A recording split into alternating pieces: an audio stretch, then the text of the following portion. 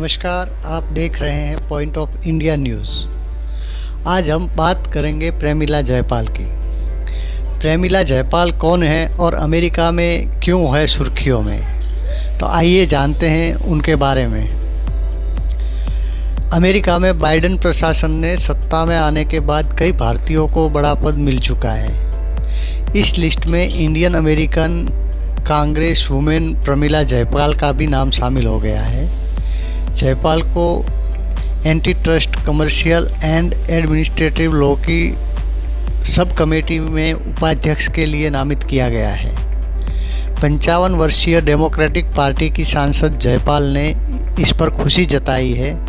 उनका कहना है कि वो भाग्यशाली है कि उन्हें इस सब कमेटी को लीड करने का मौका दिया गया है।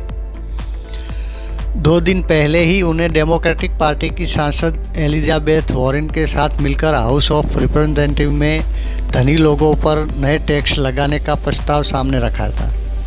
इसके पीछे उनका मकसद विकास के लिए धन और संसाधन जुटाना है। इस प्रस्ताव का नाम उन्होंने अल्ट्रा मिलेनियर टैक्स एक्ट रखा है।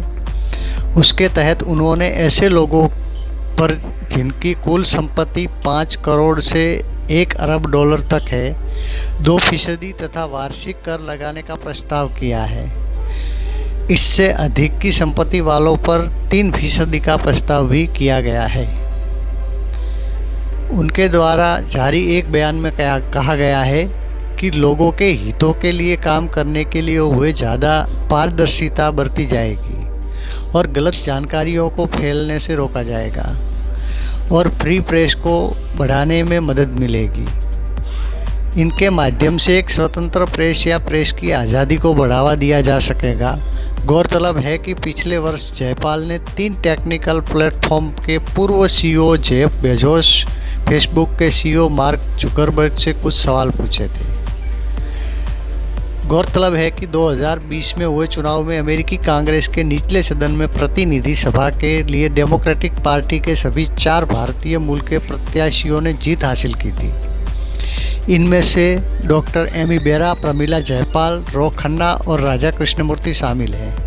इन्होंने नवंबर में बाइडेन को कहा था कि उन्हें राष्ट्रपति ट्रंप के समर्थकों और उनके द्वारा उठाए गए मुद्दों को भी समझना जरूरी होगा। उन्होंने बाइडेन और कमला हैरिस को इतिहास रचने के लिए भी बधाई दी थी और उसके एक ऐतिहासिक पल बताया था।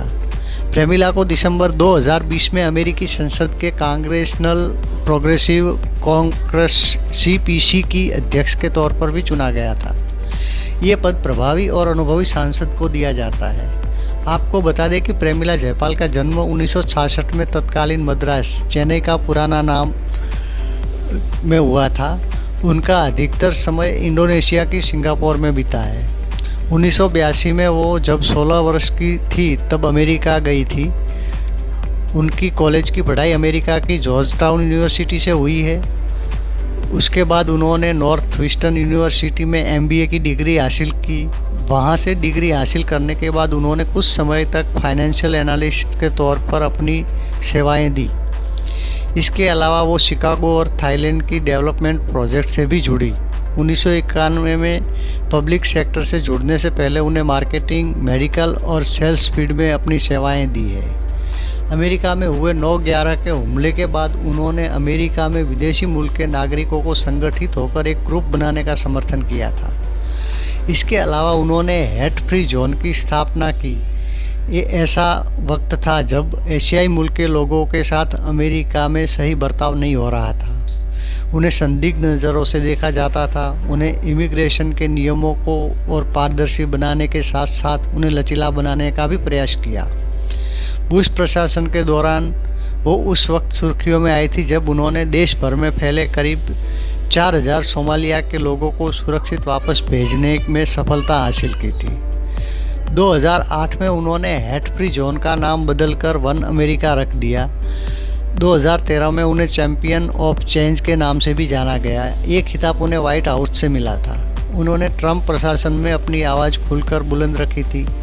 इसकी वजह से उन्हें गिरफ्तार तक होना पड़ा था।